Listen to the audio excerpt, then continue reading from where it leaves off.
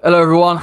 It's been very, very eventful this evening or this morning or whenever this comes out. It's all things West Ham. We've got Jeff back on. Jeff, long time no see, at least on the channel. We saw you obviously on Monday. How you Yeah, feeling, mate? I saw you on Monday for a beer, but yeah, no, I'm feeling great. It's just such a good day Monday, wasn't it? Great evening Oh, out. mate, it's such a shame this news has come out. I know it's predictable, but we had such a good time. Like the atmosphere was Yeah. absolutely electric, and obviously it was good to see you boys beforehand. Dennis, how we feeling, mate? Everything all Oh, right? yeah, good. Yesterday was an absolute write-off for me. I was a Yeah. zombie. I didn't get back till 2 in the morning. Missed several trains while staying out with Bill and Charlie after the game, and yeah, it was all pretty good. I mean, I'm never ever going to be able to get Sweet Caroline out of my head because that's pretty much all people were chanting after the game. But I love that. I loved it. I I was love it. I walking out. love You, it. obviously, you lot went to the pub or whatever, and I was trying to get home through the crowds, and it was going off outside. And I was like, do you know what? We haven't been seeing football for 18 months. To get back there and have that performance, atmosphere, everything all rolled into one was just. It was just special, mate. Like, let's be honest, it was like I didn't go there thinking, "Oh, we're going with 4-1," and obviously that some of the goals and the performances in there was just outstanding. Yeah, I thought that atmosphere was incredible. It's up there with the best atmosphere I've felt over at that stadium. I think Moyes likened it to a bit like Upton Park, and I'm not quite sure about that, but I thought it was fantastic. And then to go get that result, I was feeling confident after the job we done on Leicester last season twice. I felt like we had it in the bag to go and win that game, and obviously we did. But yeah, I didn't expect to win 4-1 and Antonio to go and get the record and then go on and score another one and all. It's just fantastic. Masterclass. We'll break down the goals because we'll talk about all of them. Because I don't know about you, Jeff. Did you get in time? Because I got in 10 minutes late. So No, it took about 10 minutes. Yeah, it took about. yeah, I was in about 10 minutes late. Just the queues were just absolutely crazy and nothing was moving. Which mate. why because we're just using the e-tickets, which they go in the same slot that the season ticket cards used to go in. So I don't know what the difference is, but That's what I literally can't get my head around. I'm thinking, surely it was interesting. Before 8 o'clock, it was going really, really slowly. All of a sudden, it gets to 8 and everything starts just going. And I was like, all right, okay, so you kind of given up on the process. But it was, listen, to even getting out there, it was absolutely nuts. Like, obviously, it was pretty much a full house. And yeah, so obviously, we get to the first goal. Pablo Fornals, lovely little finish. Benrahma link up. Jeff, I ain't spoke to you about Benrahma, not at least on the channel for a while. What are your thoughts on him going into this season? Because there was a fair bit of pressure, fair to say, with the price tag. He's got to start performing goals and assists, but he's really taken it to like a duck to water. And without Lingard, we've needed someone to step up. yeah, I think he's a player. He's obviously a confidence player, isn't he? He believes in his own ability, and I think the more he plays and the more he gets on the ball, just the more confident he'll be. Definitely strikes me as someone who's gonna raise their game in big situations. So I think it's made for him this season, isn't it? I think although it was frustrating last year that he wasn't getting as much game time, whenever he did play, they popped up with some great assists, and he's always looking fun at people, and I think Moyes, he can be quite slow at getting him into the team, can't he? Like sort of laying the foundations first and Yeah. come on, just get him in, like let's get going. But he obviously knows what he's doing, and he's taken a top championship player and just laid some foundations there, and of being a real good performer in the Premier League. So I think this season we're going to see the absolute best of him. Yeah, and it was interesting, wasn't it, Dennis, how he lined up on the left side, Benrahma, not in the 10. And even then, he's still impressed. He definitely did, and against a pretty good defense as well in Leicester. But yeah, like I said, a few of my early concerns were definitely taken out of context on previous shows. We're still going on this one. Yeah, we're still going on this one. We need a show where me and Charles are both on it to have it out. But yeah, he's come good. He's been in my fantasy team since week 1, Which he's and doing well.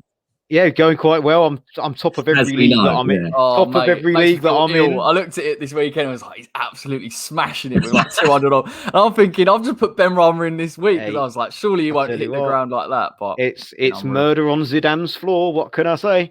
Did we say we were putting money in or not? Because I'm going to. I think we did. But I think we did say a 5 or a 10 each. To be fair, but. Yeah, it is what it is. But back with Benrahma, the main thing I said before, he's worked on his composure. That is the difference. I mean, he took that, even though it could. The commentator said it'd be the easiest goal Benrahma's ever going to score, but when you're in that moment, it's not that easy. And he got it right into the bottom corner. If he weren't as composed, that could hit the post, it could go wide, or he could hit straight at a defender. It's a snap of the moment decision he had to make, and he made the right decision. He stuck it right in the bottom corner where no outstretched leg or recovery from Schmeichel was ever going to get near it. And he got on the score sheet. Whereas last season, he may fluff that, or he may try another pass. You don't know, but he's worked on that, and it's paid dividends.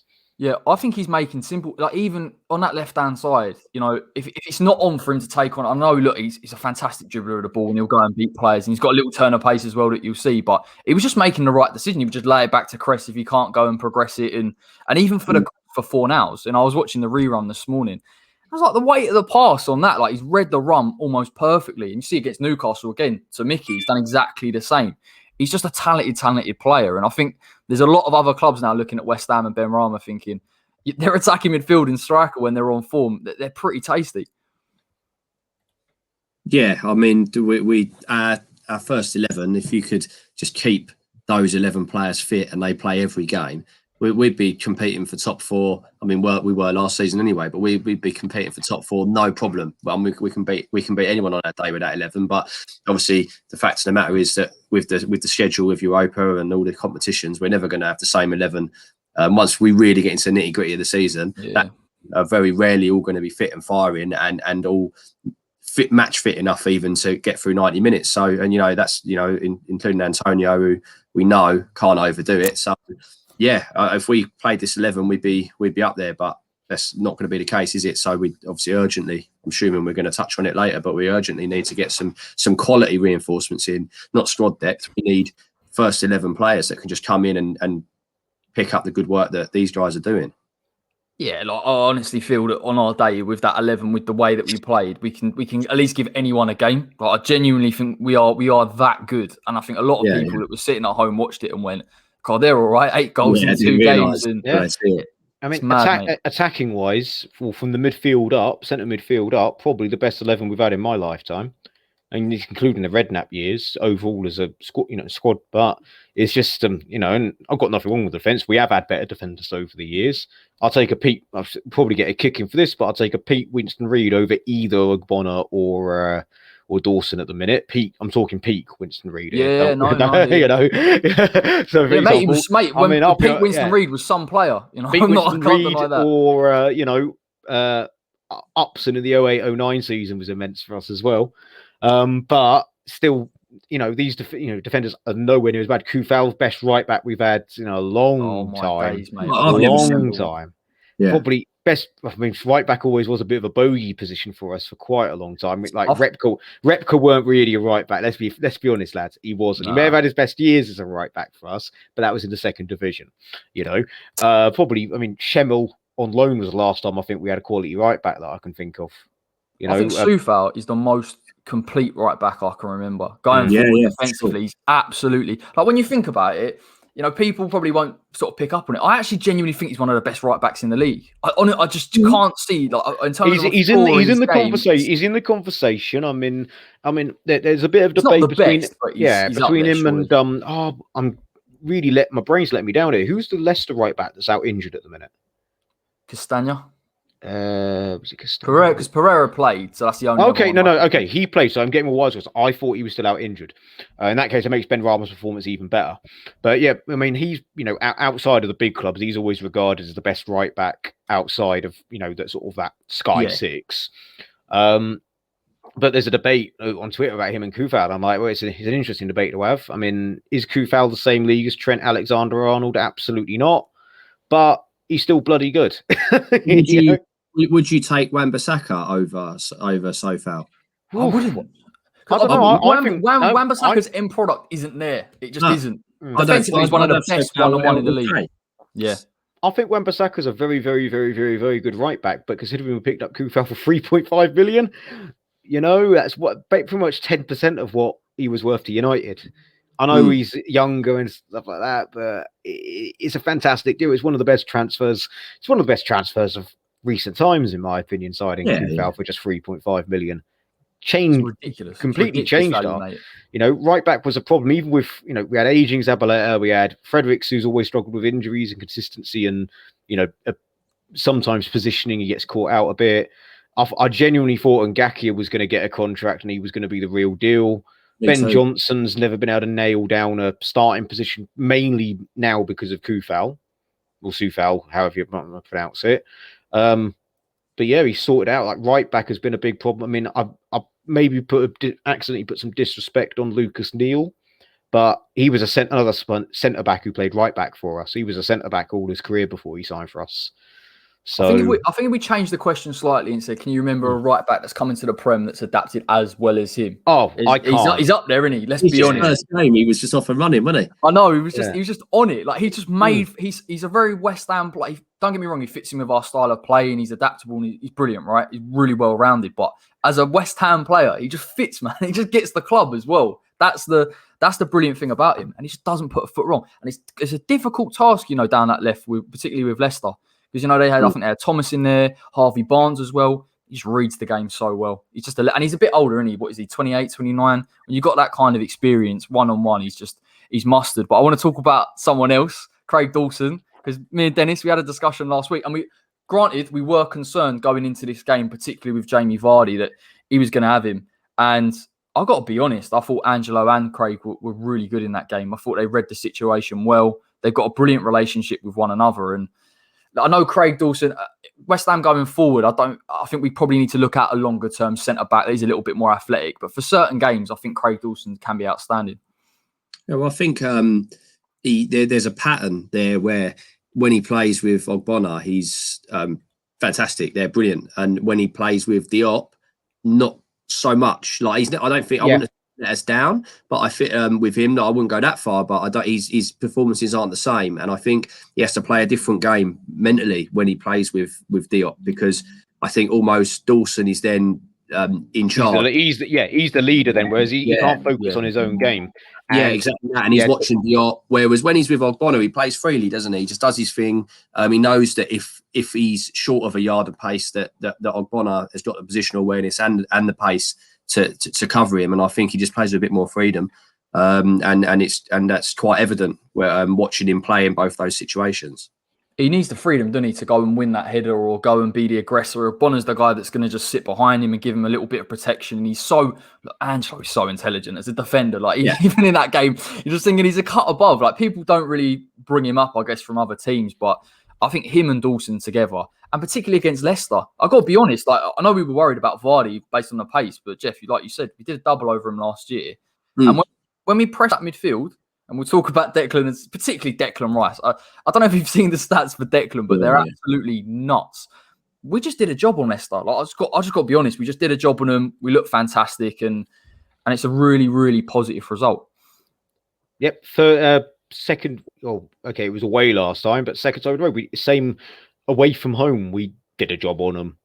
Kept Vardy quiet. Admittedly, Dawson wasn't playing that game, and again, I think that to be clear, the concern that me and Corey had was the turn of pace, and that has always been stuff that's when Dawson has been a liability for us. It has been off the back of pace. I mean, Southampton away, Danny Ings had him on toast at times, and the Newcastle red card was all down to him being pacey and his head going a little bit.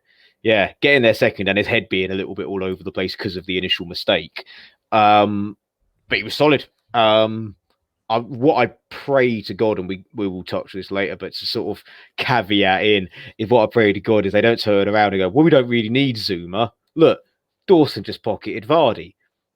Dawson and Ogbonna are both over 30. The legs get tired. They pick up injuries, and we've got over 60 games guaranteed this season. Even if we go out in the first round of everything, we still have a 60-game season.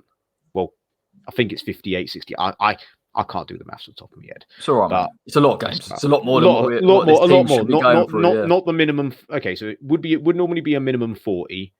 And then you add on, okay, I'm a total idiot. It's nowhere near 60, is it? It's 46. There we are. Dennis, you're a muppet. Minimum 46 games. We could go up to Obviously. 60 if we get that I mean, far. when we win the treble, as a little anecdote for everyone, league. all the guys and girls watching this video with to this level of drunkenness I got on Monday night, I was telling my work colleagues that we're going to win the treble, and then told them that we're winning the Premier League, League Cup, FA Cup, Europa League. Treble. Apparently, that's a treble. That's starting to worry me. I thought you when I'm drunk, I can't count. fair, mate. No, I know there's an elephant in the room, and I am really sort of aware that I do want to get onto it. Yeah, the elephant is called, apparently Karen Brady is the one that was negotiating it as well. But I don't know how true that is, but it's what people are saying. We'll properly get into it. Don't worry, we'll skirt through this. Declan Rice, I know I just said a minute ago. Dennis, look at the stats: 96% passing accuracy. He's misplaced 2 passes in 2 games. And I don't know if it's just me, so I want to get your guys' opinion on it. I actually think he's looking better going forward already. And it's only been, 3 games? And he's a fantastic Rolls Royce of a player. I think Souček, credit to him, he was fantastic as well. But Declan Rice, in the middle of the park, he's becoming a more even well-rounded midfielder than he already was. Yep, and no amount of entitled big club crying will change the fact that he has been fantastic. I do find it really, really, really funny and also tragic that mates of mine that support United, Liverpool or Chelsea will not stop going, oh, he just passes sideways, sir. Oh, no, he just passes sideways. I was only against Newcastle. Oh, Leicester had 10 men. That's the only reason he went forward. No, reason why he went forward is because he's bloody good at going forward. Has been for quite a while and is getting better at it. He carried the ball forward so much in the Euro final. He was the one carrying the ball forward for us. He was so good in my opinion, taking him off is where he went wrong. But that's a conversation that's already gone. I mean, if you ever meet Gareth Southgate, one of my 2 questions is going to be, why did you take Declan Rice off? Why? But back to, yeah, he's absolutely fantastic. You know, I'm not normally one to quote statistics. I'm not, obviously statistics help, but I think that football's a bit more than statistics, but the statistics do not lie in this case. He got a fantastic assist. We played a great 1-2 with, I believe it was either Benrahma or Cresswell down the left-hand side. Was it Cresswell? And great little ball in, although Mickey did all the work when he got the ball, don't get me wrong. Both of his goals were insane. And then his fantastic through ball for the opener for 4-0 as well was brilliant. He did similar performance against Newcastle. Several journalists stating that he changed the game for us against Newcastle. But, he was one of 5 players that got turned by Alan St. Maxim. So, he fried Rice, and Declan Rice just passes sideways despite getting, an assist. It annoys me so much, mate. Like the disrespect on Declan Rice as a football player. If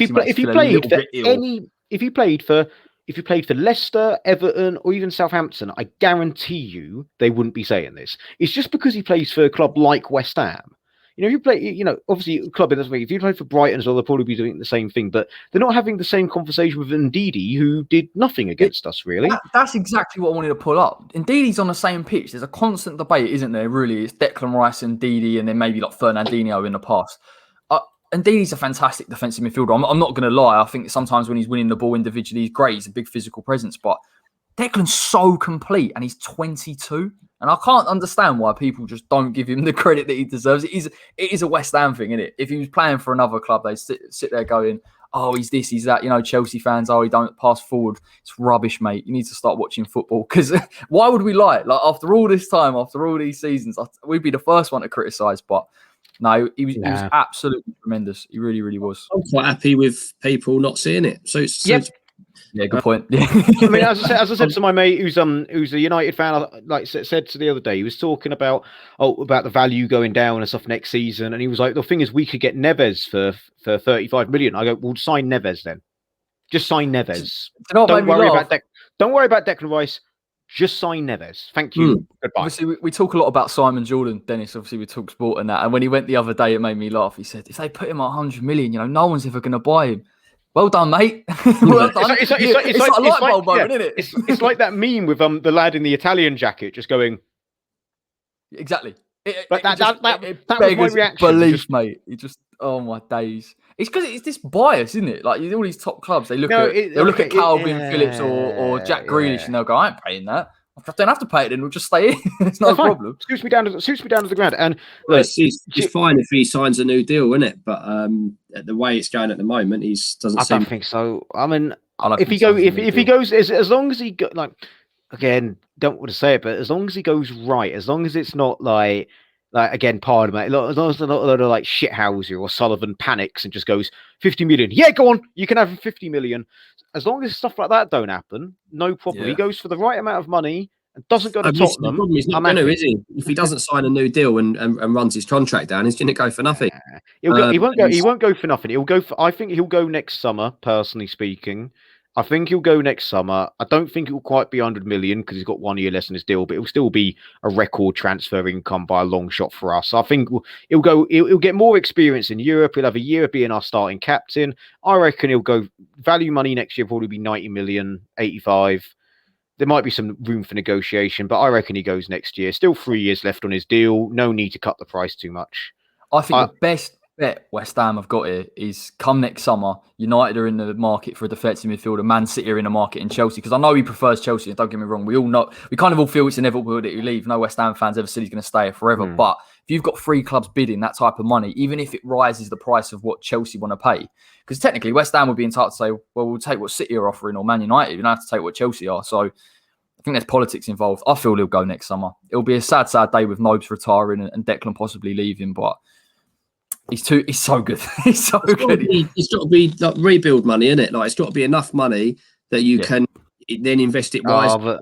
We think Moyes would invest it wisely. It's obviously it's whether the purse strings are tied, or who even owns the club at that point, we don't even know. But it's investing that money wisely. When Spurs let Bale go and they spunked all the money, didn't they? Really, they made a couple of decent signings. Lamella and but we need to do a proper rebuild with that money and actually fill the gaps that are left properly. It depends who will sell else on his books.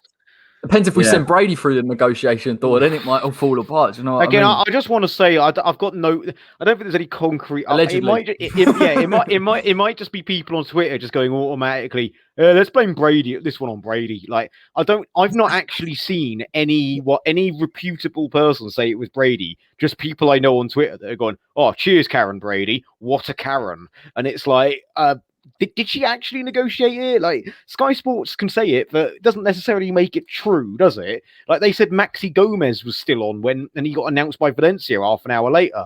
Like, Yeah, good point. Good point. Don't judge until the truth comes out. Before we jump off, can we just give a bit of credit to Michail Antonio? Obviously, he's become West Ham's all-time Premier League goal scorer. Jeff, the goals, mate. The goals, like the first goal for him was brilliant. The way he backs off. The second goal, the touch. I don't know where you lot were at in the ground in terms of seeing that, but it was just.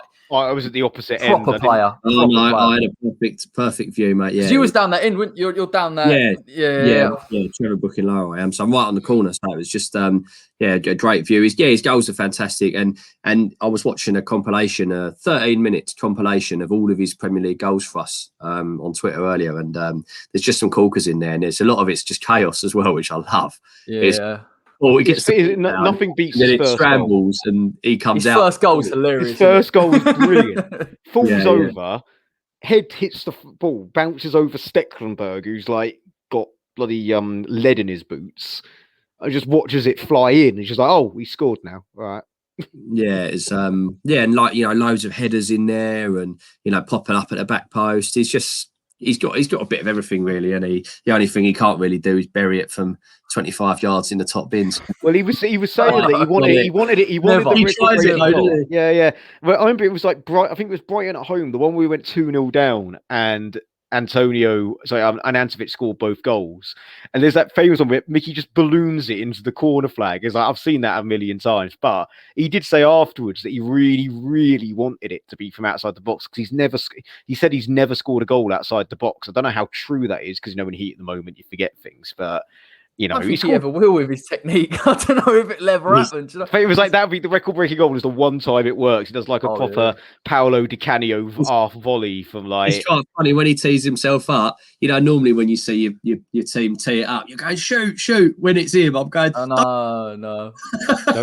Give it someone else, get in the box and get on the end. That's the thing Yeah. with Mickey, when he's in the box, either when he's got time to set himself a little bit or he's So got to be powerful. instinctive, he's fantastic. But when he's got to think about it with 20 yards, it's just, please, Mick, don't do it. There was people saying like first half he was bad. I thought he was all right first half. Personally, they were terrified of him because they were attacking where I was sitting. They were attacking we were attacking that end, and defenders were.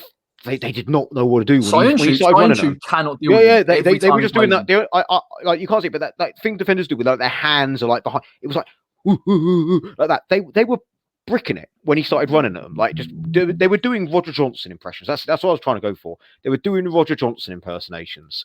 And yeah, I didn't see the goal technique that well. I'll be honest. I was so elated by the whole scenario because it was such a good atmosphere. The first time I've been in London Stadium and it felt like a football stadium. Yeah. Like I can't, without sounding a little melodramatic, I did get a little bit emotional about that. Like I weren't crying, but I was a bit like, it's the first time I've been to a football game or West Ham game, should I say, since Upton Park, where I felt like I'm at a football match. Like I felt it, you know, and there was loads. Yeah, but the technique on the first goal, I think, goes under the radar. Because of the great technique on the second goal. Because if Zlatan Ibrahimovic scores that second goal, you'll never ever see the end of it. There's going to be TikToks and Insta stuff and, you know, FIFA fanboys on Twitter going on about it for ages.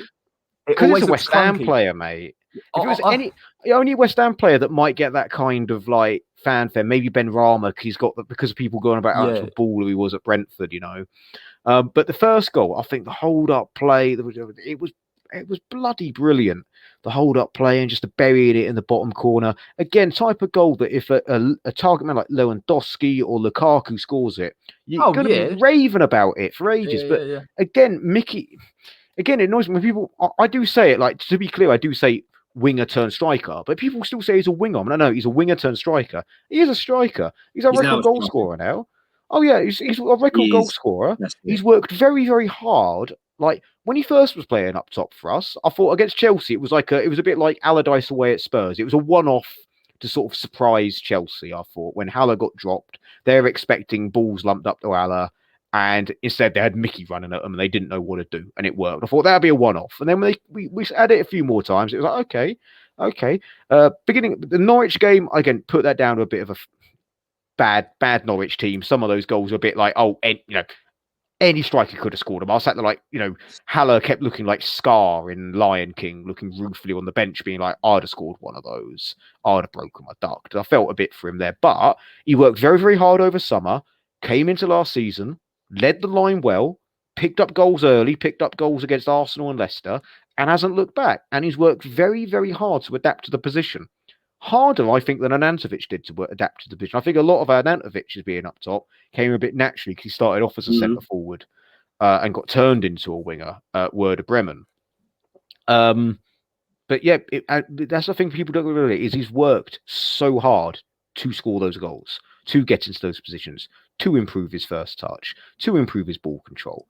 And it's just a shame that he wasn't if he wasn't injury prone or got turned into a striker early in his career, he wouldn't be in a West Ham shirt now because we would have sold him for about 40-50 million in 2017, and he'd be an England starter, but that loss is our gain right now. Let's enjoy it. I honestly think as a player, look how many different things he can do as a number 9. He can hold the ball up. He can dribble because he's been a winger before. He can come on that left-hand side. He gets players involved. He's finishing inside the box. Dennis, you're bang on as well. Like some of the goals that he scored, I think Burnley as well. He'll play between the centre-backs and he'll just drift in there and he's got the positioning spot on. It's because of the way he looks. Like people just think he's a bit clunky. But I'm telling you now, that touch where he sold both of them and put it over their head and then put it in. Even Schmeichel's come out. He didn't know where he can't read it because he just didn't expect it to happen. And I'm happy for him. He's another player that's a bit West Ham. Do you know what I mean? He comes through. He gives it his all. Look, no one's ever. I think the only time maybe Mickey got a bit of criticism, probably he put a bit too much muscle on. He slowed down and he was getting knackered after 20. But since Moyes has come in and he's become a striker, he's fit as anything really. Other than the injuries, that's the only thing. But he's an absolute nightmare to deal with. And someone said the other day, if you keep him fit for long enough, he'll bag serious goals. And I can't really argue, to be honest. I think he could go and get 15 goals. Yeah, he could if he could play week in, week out, which, historically speaking, he can't. But, let's see. Let's take one game at a time. But Yeah, it's one of them. The more games he plays, the more he will score. Like, he will pick up goals if he's getting game time. Like, there's no doubt about it. He just, like you say, he's turned into a complete striker, isn't he? Yeah, what a player. Right, elephant in the room. Bring it out. Let's talk about it now. Get your popcorn ready, everybody. Obviously, Kurt Zouma. Yeah, right. Let's debrief because I've got a breaking update. I've go got on Twitter then. open on screen. So hang on. Fabrizio Romano, who is more reputable than some of the other ITKs that we're quoting, is saying that he's claiming it's actually down to agents. Okay. It's actually down to the agent. West Ham will try and resolve the problem in the morning. However, he's also saying that Coletta Carr is not a done deal as planned. People saying, "Oh, well, Coletta Carr's wrapped up anyway, and we're just waiting on the Zouma result." He's saying no, but that doesn't mean it's not going to happen. He's just saying that it isn't what people are claiming. So, and also the thing with Fabrizio Romano is, I don't think he knows that much of the interworkings of West Ham and Marseille more than he would West Ham and Chelsea. He doesn't really cover slightly smaller clubs. I'm not saying Marseille's a small club, but they're not the big club they were. Like, he's more talking about Inter Milan players and Real Madrid players. He's a big club merchant, isn't he? So I think the financial situation at Marseille, isn't it? They've had to sell some players, so that obviously that lends to West Ham. What are they saying about the agents? Is it fees? Is it? He's just said, right? So these are the words he has typed. The main issue between Kurt Zouma and West Ham is about agents. Chelsea want Zouma to go as they're ready to bid for Jules Koundé in order to complete the deal. West Ham will try to resolve problems with Zouma in the morning. Deal in danger, but no Coletta Carr talks, as reported elsewhere. So he hasn't elaborated. He just says, it's about agents. But again, this could be him spitballing, because does he really know? If he's more used to, covering stuff that is a lot bigger than this. Let's be fair, lads. He's more about Sancho and stuff like that. Yeah, so. Of course he is. That's all he ever speaks about, isn't it? Jadon Sancho. I bet he's gutted that, Cindy. Do we feel more comfortable in it being down to I feel more comfortable with being down to agents than I do to West Ham and a structure. But I don't know. When it comes down to agents, that is a third-party situation rather than West Ham. So for anyone watching this thing, sorry to be the news reporter on this one, but allegedly it was we tried to restructure the deal at the last minute, and Chelsea told us where to go because they need the money up front in order to bid for this lad from, I believe, Spain. Don't know a lot about him. Koundé. Don't know a lot about him. They need that Zouma money to go and get Koundé. Yeah, basically what the situation is. Yeah, pretty much. And they need his wages off what wages he has. He's not on huge wages at Chelsea, but wages off the books in order to go to that, because he's going to ask for above and beyond money, is what I read. But I would always rather it be agents than the board. But equally, at the same time, it's not controllable. You can't control what the agent wants, whereas the structure of the deal is controllable. Where I'd rather that be there's an element of me that would rather that be the issue, because then logically, board just pull their finger out and sort it out. It can be done, whereas you can't control what if the agent turns around and says, like we saw is it Raiola? Who's the dodgy the dickhead agent? Raiola, that's the one, not Raviola. Apparently, he wanted £35 million. He wanted £35 million agent fee for Haaland to go to Chelsea and to give Haaland 850 grand a week. Like, you can't compete. You can't have a conversation with that. That's unreasonable. So there's an element where, I'm glad it's agents because it takes the blame away from West Ham a bit. But equally, because it's not something we can control, it is more of a problem. Whereas we can control the structure of the deal by the board just, not. I think to finish off this rant, shout out to Specky has put out a tweet that sums up better than I can. My favourite thing about my club is how our owners treat transfers like very dodgy run market stalls in Romford. That's when it looked like it was the structure of the deal, because that's what it is. It's just embarrassing at times. But now it's not that. It's the agent. It's less embarrassing, but it's something that I don't think we can control. I don't think we're going to get it resolved personally. So really, you feel that strongly about it? You don't think it will? Post Milenkovic syndrome, mate. I think if the agent has it all on strings, I don't think it's less likely to happen than if it's, we only want to pay 10 million up front instead of 15, and eventually Sullivan will go, fine, there's 15 up front, for example. Jeff, do you think there's any movement on this? Because from what I understand, Milenkovic obviously wasn't a number one target for David Moyes. The fact that Kurt Zouma is the guy that he's identified, do you think that leads to this issue getting resolved? Or are you with Dennis and feel that this one is going to be so West Ham and it's not going to happen? Well, I mean, first off, I mean, agents and agent fees and those sort of negotiations are nothing new. I've heard it a few times this transfer window. Oh, it's the agent wanted too much money and we can't come to this agreement. And that it's not anything new. And I don't seem to hear a lot of that from other clubs. It just, you identify a deal you want doing and you go out and get it done. So why all of a sudden we're now sort of blaming agents? I mean, I don't know the ins and outs, but these agents work for the players and to an extent for the clubs. So how it can always be put down to an agent, because surely if Chelsea want the player gone, West Ham want to sign the player, and the player wants to move, and the player wants to sign an on bonus and the new wage structure he's getting, and then the guarantees to play first team football and all the rest of it, then the agent's got to do his job, surely. So Exactly, yeah, that can't be the sticking point. It's a negotiation, of course, but that's a negotiation. Resolved, doesn't it? So I don't see how that can be the reason. But that being said, obviously I don't know what the reasons are. I don't think anyone does. I think it could be that they're just ball plopping, saying, "Oh, what happened with Milenkovic? Oh, must be the same as Zouma." Like, I'm hearing from one person, we're hearing, "Oh yeah, deal of structure." Don't know how reliable that is. Romario, who has some stock at least of him, we know he's not someone pretending to be an ITK. He does know things. He's claiming it's the agent. And then you got Jay Burt at the Telegraph saying that it's actually back on. Oh yeah, I mean, like we were talking about earlier. I've then heard also things about the stumbling block is over the guarantee of first team football for Zouma, given that Moyes is saying, look, Dawson and Ogbono are playing well and they're his top two at the moment. So there's all sorts of, who knows? It's like Specky said, very Romford market, I suppose. It's all just it doesn't sit right.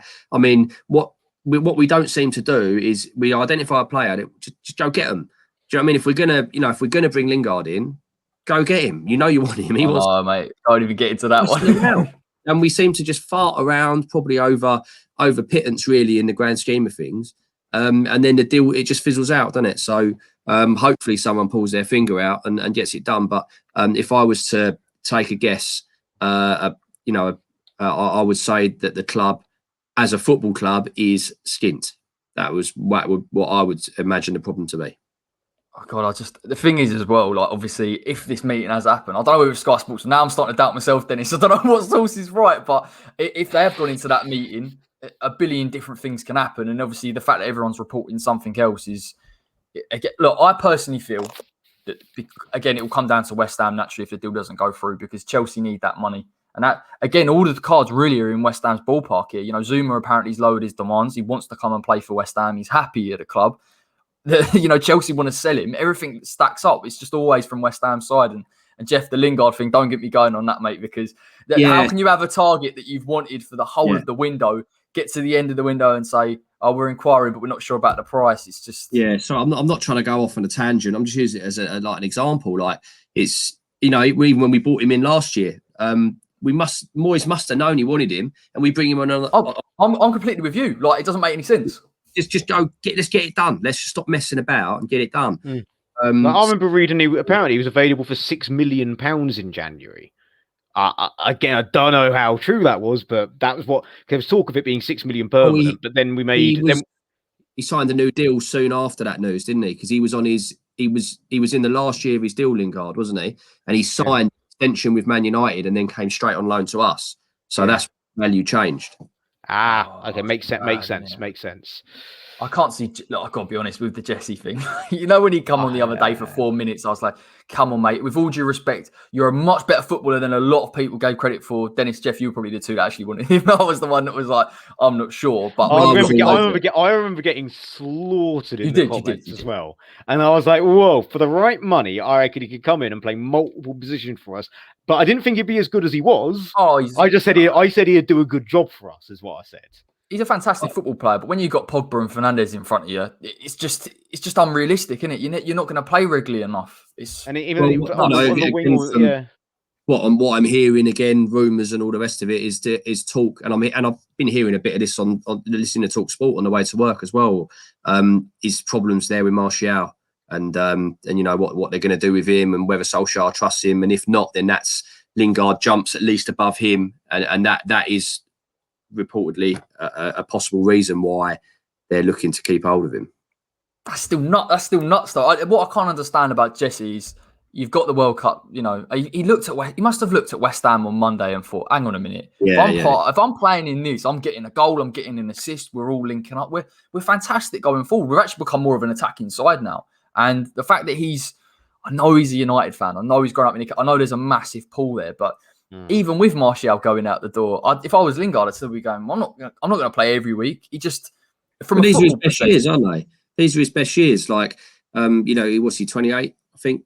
The thing is, he's not played for that amount of time, and he's got more on the clock than probably other players do, and he's in his peak. So go out. It's not even a West Ham thing. Years, isn't it? Athletically, that's your absolute peak. That's your big move, whatever it might be. And that's any moves you make in your 30s. That's when you're sort of approaching. Yeah. This is his prime time, and he can't waste it sitting on the bench. It's ridiculous. A deal that could work for West Ham and United, I think, is loan with a decent loan fee. They'd pick him up for peanuts in January. But there's no reason. I mean, obviously, West Ham have got a real reliance on a structuring of a fee. So if you wanted to do it like that and save us some money, and look, don't get me wrong. I know there'll be people out there going, "Oh, you don't really know the structures of the deal." Completely agree, but that's something that West Ham could possibly look at. The thing is, I honestly think if he doesn't leave Man United this window, he'll end up at West Ham the next. Just can't for the life of me. He's not going to stay at Man United past January. Yeah, now watch him go sign for Leicester or Everton now. Yeah. no, but I'm saying he might not sign for West Ham, but he's not going to stay at Man United. I don't think he'll be in a United shirt next season. That's all I'm saying. But I also don't think he'll be playing for us. I don't think you'll get that much. You also like as much as there's maybe problems with Martial's on too much money and worth too much for them to just leave him out of the side. He'll get chances and he'll probably go into good form. He has purple patches, does Martial. The problem with Martial is consistency. But you could argue the same with Lingard. Other than when he played for us, that was the most consistent part of his career. All through Manchester United, Lingard has blown hot and cold over the years. Again, I heard this a lot. I lived with a Man United fan for 3 years, so I'd hear all of this. He said Lingard will have a great game and then be very, very average about 6, is what he used to tell me. Let's have it right. He did it for us. That's what I'm saying. Other than us, he's never been in red hot form like he was. And that's why I think with Martial and him, I don't see them holding on to him personally because they're not too sure on Martial. I think if one of them's going to go, it would be Lingard because it's they've put too much. I think they've put too much money and investment into Martial personally the thing is, Martial's a top player on his day. Like, don't get me wrong. What did he score? 20 odd goals the season before last? Like, he's a top player. It's just he's not consistent enough. It's consistency. He's always blown hot and cold. I think there's questions around his attitude from just what I've been hearing, and I was listening to the radio the other day, and there was a bit of talk. I think it was Simon Jordan and Jim White in the morning, and there was a couple of phone-ins, and that it was all about his attitude and his commitment and how he is when he's on the bench and he's a bit mopey and he's sort of bringing people down. And that was how they were structuring the argument against him. Yeah, I mean, for me as well, I think, again, we're not here to talk about Man United. We are here to West Ham, but for me... In context, don't worry. Because the thing with Martial is, what is his position? Is he a striker? He's definitely is he a left winger? Yeah, because I believe he was brought in under Van Gaal to take over the striker position, really, from Wayne Rooney and Van Persie, who had just gone, while Lingard's sort of learning. But then that got shelved when Mourinho took over and sort of played him as a left winger. And then he got the number 9 shirt taken off of him, which he didn't particularly like, I don't think. When they signed Ibrahimovic. But back to Lingard, I just don't see him playing for Man United next season. This season, I can see him maybe being a squad player and going in January. I think the best bet for both parties could be a substantial loan fee to loan him for 6 months, and then Man United have a decision to make. Give him a new contract if he plays really well, or sell him to us for peanuts, or let him walk away next summer. This is the thing. Look, I said about the West Ham thing, because he has obviously been at the club before, and that's what he would lean to. But it doesn't mean that if West Ham, if we continue to play around, he wouldn't go to an Everton or Leicester. I wouldn't blame him if Leicester come in for him. You'd be going, all right, mate, no worries. And I think if Maddison had gone to Arsenal, they would have been on the phone straight away, and he would have come in no problem. and they would have done it knowing they'd Leicester. have got it done in a couple of days with very little ITK. Yeah. So does he want to come? Yeah. How much does he want? Yeah, no problem. What's his contract? 4 years. Villa and Leicester have shown the world how to do transfers. When Dia out of nowhere, like Ings out of nowhere, like Aston Villa with the RKOs left, right, and centre. Ings was the one for me. No one even said a word about it. And we were considering, we're thinking about maybe having an approach. We're not sure on his injury record. 2-2, 90 minutes each game.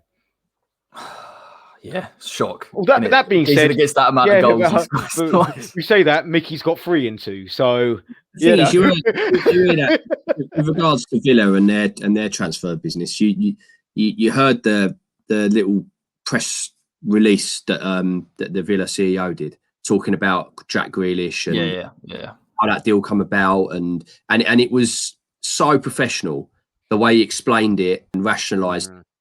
And how they can restructure the club based on the money that they've brought in, and it was so professional. And I remember watching it thinking, this club is in good hands. Like, this bloke, he's switched on, he knows what he's doing, and they'd obviously already set the ball in motion with Man City. That money was as good as done, and they've restructured the club, identified targets, and they just nailed it, didn't they? And then you think, if we was in that position, you imagine what a press release from David Sullivan would be. Mate, can you imagine when Declan leaves? Yeah, it'd just be completely embarrassing, wouldn't it? So there's different levels like that. It won't be a press release. It'll be a mumbling interview on Talksport. Yeah. We've got like as bad as that Pie guy was, or PA or whatever they're called.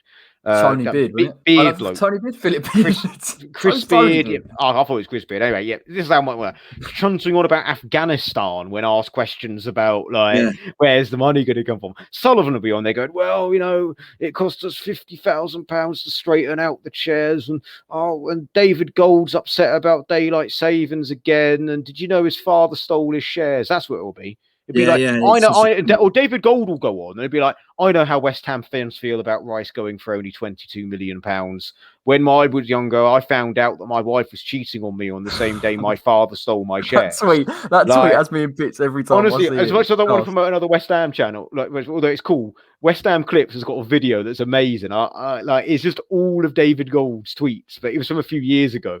It's it's like when you sit there and think, you don't think, it's not that many. No, it's like a full 30-minute video. Mate. We're doing all things West Ham on it. We'll be here for about 3 hours, trolling through. It's the goldfish one. The goldfish one is the one that gets me every time.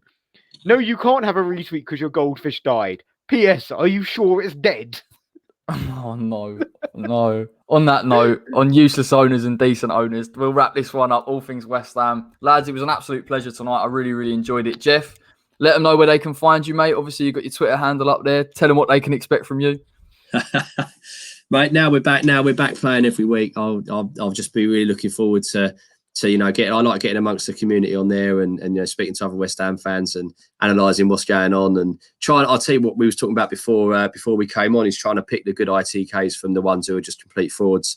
I know Dennis has picked a couple out, so Dennis has bookmarked. I'm not saying which. I'm not saying which ones because I don't want to be done for liable. But while we're here as well, you got West Ham Way Patreon account in the description. If you're talking about decent ITKs, I think that one's pretty rubber stamped in terms of reliability.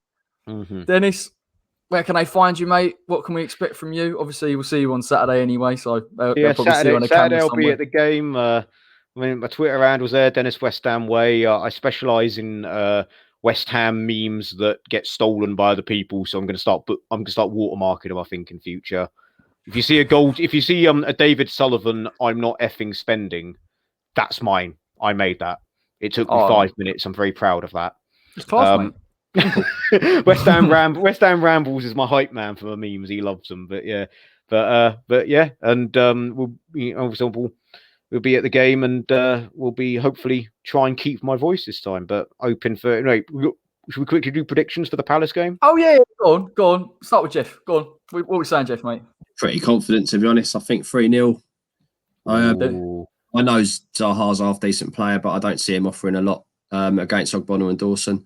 So yeah, I'm saying 3-0. I think we're looking good. Again, as much as I don't want to give insight to other teams, they've got a player on loan for Mainz called Mateta who could probably cause us some problems if he plays. Yeah, if he actually plays. Yeah, he only played like half an hour against Chelsea, but Palace are yet to score. And even though we're doing well, we are West Ham United, right? We are the team that players will say, we are the team that teams break their ducks against. I reckon we'll win, but both teams to score. I'm going to go 2-1 West Ham. I've done my Closer. preview. I've already pre-recorded. I've gone 3-0 West Ham, and I was like, "Oh, do I say it?" Because it's a bit too optimistic. But I think we're playing Palace. It could go either way. Obviously, you say I reckon this will be closer than the last 2 games. I reckon this will be a tight one, but I reckon we'll win 2-1. I reckon we'll cause them nightmares. I genuinely think our attacking Mickey and Benny scoring again. They're so early in that process of what they want to do. It's probably the right-ish time to. Having said that, obviously, Patrick Vieira could get a response out of them, and it might be difficult. I wouldn't be surprised, but I think we're playing them at the right time. And that stadium as well is a big factor. If everyone gets behind like we did at Leicester, it's great. It's a tough place. Yeah. Exactly. The other thing I say on Palace is like Benteke loves a goal against us, mate. So. That's why you need Dawson on him. Deal with the aerial threat. Dawson on him. Not Diop. Not last season. That was bad. No. We're not doing that. Trust me, man. I still get nightmares. He's run off him and Diop's looked at him and thought, should I go there? I just let him do his thing. No, it was awful, mate. Right, wrap it up. Drop a like on the video, everyone, if you enjoyed it. We'll be back next week, probably on a Wednesday with the usual suspects. Take care. Enjoy the rest of your week. Got a preview coming out probably Friday morning, and then I'll try and do a post-match. If I'm at the pub after the game, I'll probably do it on the Sunday, so you'll know why it's not there. Take care, everyone. Enjoy the rest of your week.